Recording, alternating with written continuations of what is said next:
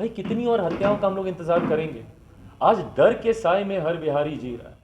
बांटने की राजनीति मुख्यमंत्री नीतीश कुमार जी हमेशा से करते आए हैं, ये उनकी कार्यशैली का हिस्सा रहा है। जिस पार्टी के नेता स्वयं इस बात को बोलते हैं कि उनके बाद उनका उत्तराधिकारी कोई दूसरे दल का नेता हो, तो भाई ऐसे में उस पार्टी का ना वर्तमान बचा है, ना उस पार्टी का भविष्य बचा है। गठबंधन डील पर नहीं, सिद्धांतों पर होने चाहिए, विचारों पर होने चाहिए। भाई क्यों नहीं समाधान यात्रा पर जाते हैं मुख्यमंत्री?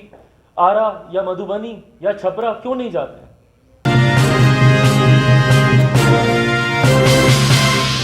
जमुई में मुख्यमंत्री नीतीश कुमार के समाधान यात्रा से पहले जमुई सांसद चिराग पासवान एक बार फिर से नीतीश कुमार के ऊपर हमलावर हो गए हैं। उन्होंने नीतीश कुमार को सैद्धांतिक राजनीति करने की भी नसीहत दी है। क्या कुछ कहा है चिराग पासवान ने, आइए सुनाते हैं आपको इस वीडियो में। समाधान किस चीज़ का कर रहे हैं, पहले तो वही इस बात की जानकारी दे रहे हैं। मेरे मुख्यमंत्री जब समाधान यात्रा पर निकले हैं तो उनसे अपेक्षा है कि बिहार के जितने ज्वलंत विषय हैं उसका पहले समाधान वो निकालें। जब मैं ज्वलंत विषयों की मैं बात कर रहा हूँ, मैं उनकी पार्टी के अंतर्कलह की बात नहीं कर रहा, मैं उनके गठबंधन में विरोधाभासों की मैं बात नहीं कर रहा। मैं बात कर रहा हूँ बिहार के युवाओं की, बिहार के किसानों की, आम बिहारियों की। आम बिहारी आज की तारीख में सबसे ज़्यादा अगर परेशान है तो वो बढ़ते अपराध को लेकर है। आज सुबह हम लोग के सोकर उठने से लेकर अभी तक ना जाने कितने ज़िलों में कितनी हत्याएं हो चुकी हैं। मुजफ्फरपुर की एक घटना मेरे संज्ञान में है कि वहाँ पर गोली मार दी गई। एक और ज़िले की घटना है नवादा की या कहाँ की, वहाँ पर एक युवक को गोली मार दी गई। तो हम लोग जब तक सो कर अपने दिनचर्या के कामों को पूरा करते हैं तब तक बिहार के कितने लोग हैं जिनको मौत के घाट उतार दिया जाता है। क्या इसका कोई समाधान मुख्यमंत्री नीतीश कुमार जी के पास है? क्या मुख्यमंत्री जी के पास बिहार के किसानों का कोई समाधान है? बक्सर में किसान 100-125 दिनों से बैठे हुए हैं, क्या उसका कोई समाधान है? जो सिर्फ उचित मुआवजे को लेकर वहाँ पर वो लोग आंदोलन अनशन पे बैठे हुए हैं, या बिहार के पूरे बिहार के किसान जो अलग अलग समस्याओं से, खाद की समस्या हो, सिंचाई की समस्या हो, उससे वो लोग प्रताड़ित हैं, क्या उसका कोई समाधान है? सीटेट बीटेट के अभ्यर्थियों का क्या समाधान है मुख्यमंत्री जी के पास? बिहार में पेपर लीक होते हैं, उसका क्या समाधान है मुख्यमंत्री नीतीश कुमार जी के पास? शिक्षक हों, छात्र हों, इनकी समस्याओं का क्या समाधान है? पलायन मुख्यमंत्री जी का ही सपना था। 2005 में उन्होंने कहा था कि भाई मेरा सपना है कि जितने बिहारी पलायन करके बिहार से बाहर गए हैं उन सबको मैं वापस अपने राज्य में लेकर आऊं। जो मुख्यमंत्री लगभग 2 दशक में अपना ही सपना नहीं पूरा कर पाए, वो आम बिहारियों के सपने को क्या पूरा करेंगे? क्या उसके लिए कोई समाधान है? आज अलग अलग राज्यों में इन्वेस्टर समिट हो रहा है। उत्तर प्रदेश में संभवतः आज जिस वक्त हम लोग बात कर रहे हैं, प्रधानमंत्री वहाँ पर इन्वेस्टर समिट का उद्घाटन कर रहे हैं, जहाँ पर देश से ही नहीं विदेशों से इन्वेस्टर्स को बुलाया गया है उत्तर प्रदेश में निवेश करने के लिए। आखिरी बार मेरे मुख्यमंत्री ने बिहार में कब ऐसे निवेशकों को बुलाया था, या कोई ऐसा समिट किया था जिसमें आकर उनको विश्वास दिलाया गया हो कि भैया आप आइए हमारे राज्य में, आप निवेश कीजिए, आपको ईज़ ऑफ बिजनेस दिया जाएगा, सिंगल विंडो क्लियरेंसेज आपको मुहैया कराए जाएंगे, या सुविधाएं आपको दी जाएंगी ताकि आपका निवेश यहाँ पे सुरक्षित रहे। ऐसी किसी समस्या का क्या कोई समाधान है मुख्यमंत्री जी के पास? तो ये दिखावे की जो यात्रा मुख्यमंत्री जी कर रहे हैं, बताएं ना मुख्यमंत्री जी, बताएं भैया, जब आप कल जमुई आइएगा तो जमुई से जुड़ी हुई कितनी योजनाएं हैं जो आपके पास लंबित पड़ी हुई हैं, इस जिले से जुड़ी हुई, क्या उसका समाधान होगा आपके पास? भाई जो मुख्यमंत्री केंद्र की योजनाओं को धरातल पर उतरने नहीं देते, कोई भूल सकता भैया केंद्रीय विद्यालय के लिए हम लोगों को कितना संघर्ष करना पड़ा, जब स्थानीय प्रशासन ने साफ मना हम लोग को कर दिया था कि हम लोग केंद्र की योजना के लिए ज़मीन नहीं देंगे। क्यों भैया हम लोग को रेलवे की ज़मीन पर जाकर आज केंद्रीय विद्यालय बनाना पड़ रहा है?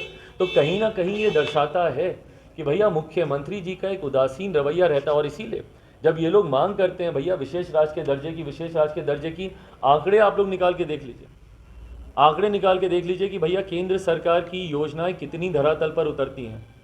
हमको खुद निरंतरता में एक एक छोटी छोटी योजनाओं के लिए, प्रधानमंत्री आवास से जुड़ी योजनाएं हो, विभिन्न पेंशन से जुड़ी हुई योजनाएं हो, उसके लिए निरंतरता में प्रशासन को, स्थानीय प्रशासन को कितनी बार हमको प्रयासरत होना पड़ता है कि भैया उन योजनाओं का लाभ धरातल पर उतरे। तो एक ऐसी सरकार और एक ऐसे मुख्यमंत्री जो अपने द्वेष की भावना की वजह से बिहार और बिहारियों के विकास को रोकते हों, क्या उसका कोई समाधान है? तो ये दिखावे की समाधान यात्रा करने का कोई लाभ है नहीं, और अभी तक कोई लाभ दिखा भी नहीं इस यात्रा का। सबकी जानकारी में है कि भारत का संविधान भारत के एक संघीय ढांचे को अधिकार क्षेत्रों में बांटता है, फेडरल स्ट्रक्चर के हिसाब से।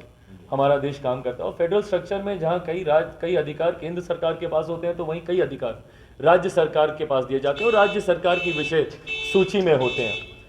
इसी विशेष सूची में लॉ एंड ऑर्डर पूर्णतः राज्य सरकार के अंतर्गत आता है। स्वास्थ्य सेवा उसी तरीके से पूर्णतः राज्य सरकार के अंतर्गत आती है। शिक्षा व्यवस्था पूर्णतः राज्य सरकार के अंतर्गत आती है। यकीनन मैंने भारत की संसद में इस विषय को उठाने का मैंने काम किया था, क्योंकि मैं चाहता हूं कि केंद्र सरकार रिपोर्ट मंगवाए। इसी विषय पर हमारी मुलाकात महामहिम राज्यपाल जी से भी हुई थी और उनसे भी हम लोगों ने आग्रह किया था कि बिहार की वास्तु स्थिति को केंद्र के समक्ष रखें और बिहार में राष्ट्रपति शासन लागू करने की सिफारिश महामहिम के द्वारा केंद्र सरकार से की जाए। और ये आग्रह मैंने केंद्र सरकार से भी किया था कि भैया बिहार की बिगड़ती कानून व्यवस्था को देखते हुए एक अराजकता का जो माहौल, भाई कितनी और हत्याओं का हम लोग इंतजार करेंगे। आज डर के साए में हर बिहारी जी रहा है। आए दिन हत्याएं हो रही हैं और जघन्य अपराध हो रहे हैं। कोई छोटे मोटे नहीं, भाई छपरा वाली घटना कोई छोटी घटना है। 3 युवकों को किस बेरहमी से बांधकर पीटा गया है। या आरा में एक बुद्धिजीवी वर्ग से आने वाले वृद्ध दंपति की दिन दहाड़े गला रेतकर हत्या कर दी गई। 30 घंटे तक उनके शव की जानकारी भी किसी को नहीं हुई। या मधुबनी में एक छोटे से युवक के साथ विवाद को लेकर माता पिता की गोली मारकर हत्या कर दी गई। ये तमाम, या कल पटना में भाई दिन दहाड़े चेन स्नैचिंग, 4 लोगों को गोली मार दी गई। आज सुबह धरने पर मुजफ्फरपुर में कुछ लोग बैठे हुए थे, उसमें से एक युवक को गोली मार दी गई। तो ये आए दिन खुले आम जो अपराधी इस अपराध को अंजाम दे रहे हैं, ये अपने में दर्शाता है कि बिहार में अब कानून नाम की भाई कोई चीज़ बची नहीं। और ऐसे में हमारे गृह मंत्री, जो संजोग से हमारे मुख्यमंत्री भी हैं, उनकी चिंता ही नहीं है इस तरह। भाई क्यों नहीं समाधान यात्रा पर जाते हैं मुख्यमंत्री? आरा या मधुबनी या छपरा क्यों नहीं जाते हैं? एक बार तो जाएं, उन परिवारों से मिले तो जहां पे घटना घटी है। मुख्यमंत्री जाना ही जरूरी नहीं समझते।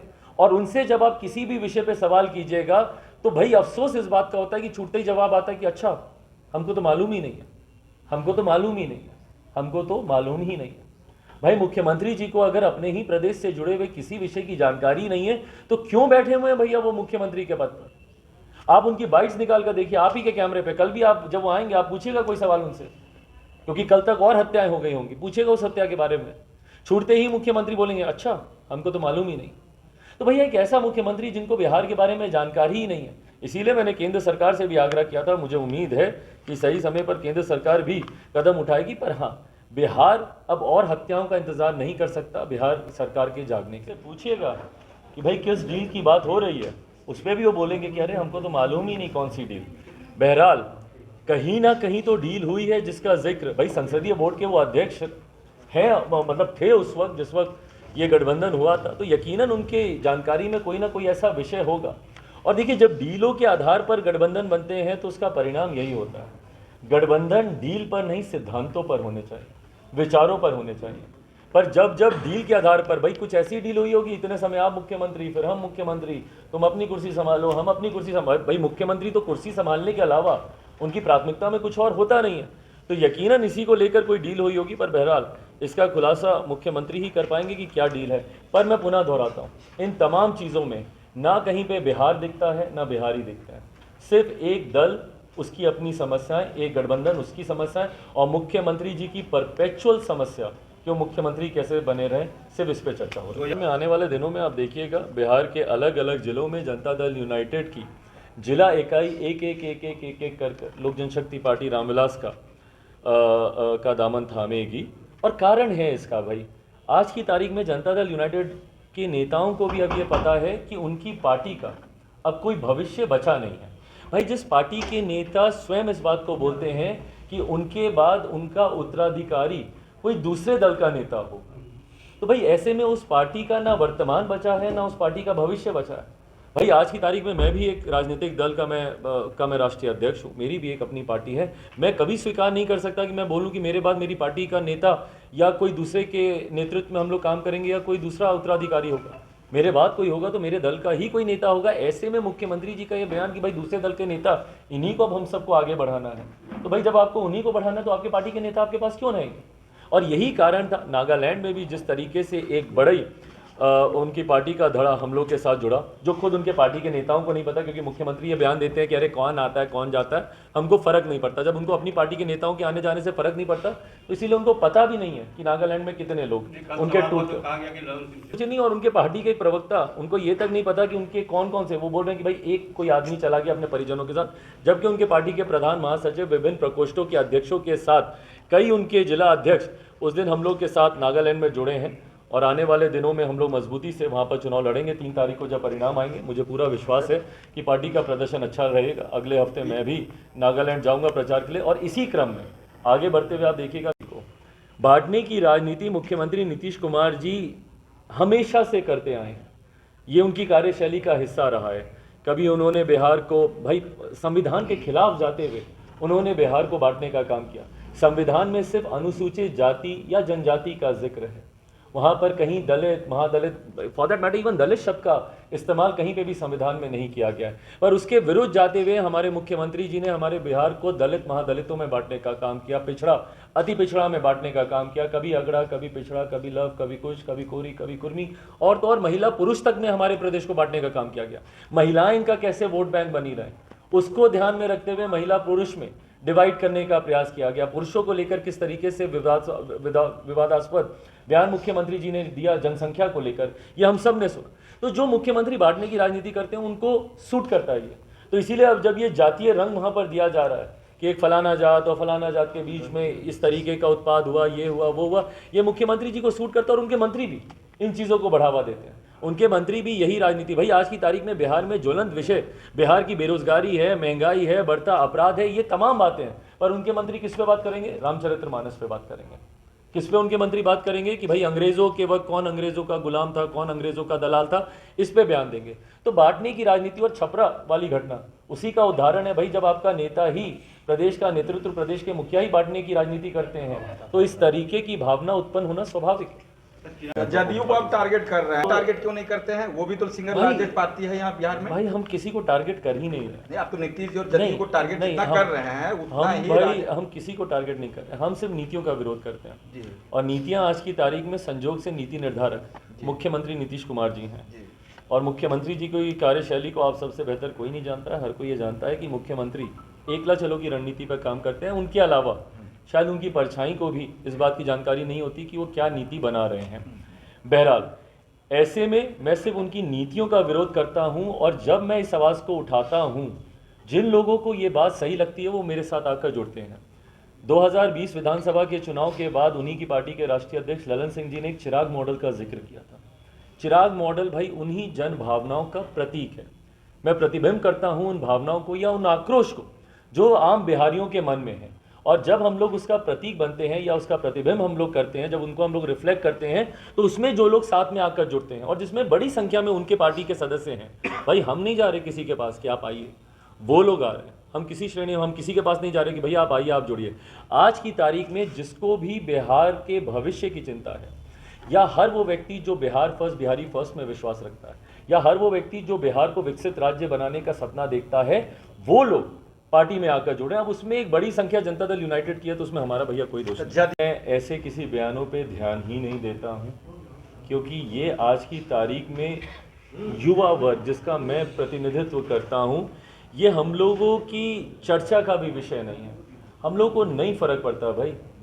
और बिहार एक युवा, पूरा भारत ही बल्कि बिहार भी बल्कि एक युवा प्रदेश है। पूरा देश एक युवा देश है, जहाँ पे एक बड़ी आबादी, लगभग 70% की आबादी ऐसी है जिनकी आयु 35 वर्ष से कम है।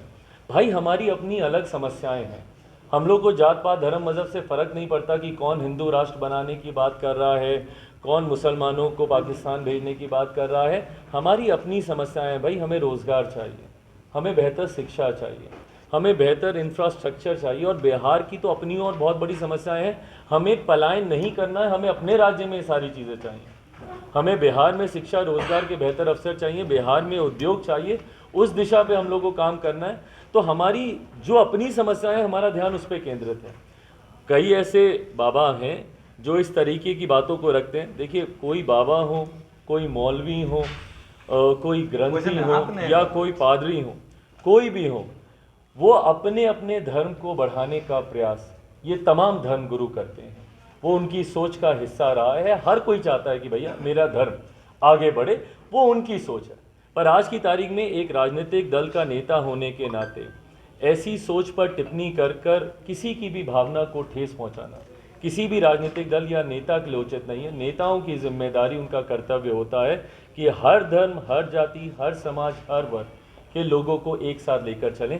जाति की नहीं, जमात की बात करें, धर्म की नहीं, सर्वधर्म की बात करें। कयास लग रहा है कि प्रभारी मंत्री यहाँ से दावा ठोक सकते हैं आपके भाई खिलाफ। हमको कोई फर्क नहीं पड़ता, कोई भी उम्मीदवार होंगे या हाजीपुर चले जाएंगे। कोई भी यहाँ से दावा करे नहीं करे।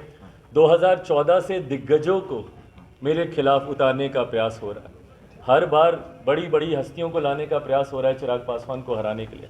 दोनों बार और हर बार पिछली बार से ज़्यादा प्यार जमुई की जनता ने दिया।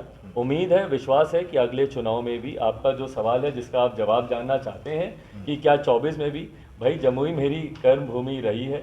जमुई ने एक बेटे की तरह मुझे प्यार दिया है और पिछली लोकसभा में मैंने इस बात को कहा था कि एक युवा बनकर जमुई आया हूँ, बुजुर्ग बनकर ही जमुई से जाना चाहता हूँ। 5 साल का नहीं, अगले 50 साल का आशीर्वाद मैं जमुई की जनता से चाहता हूँ।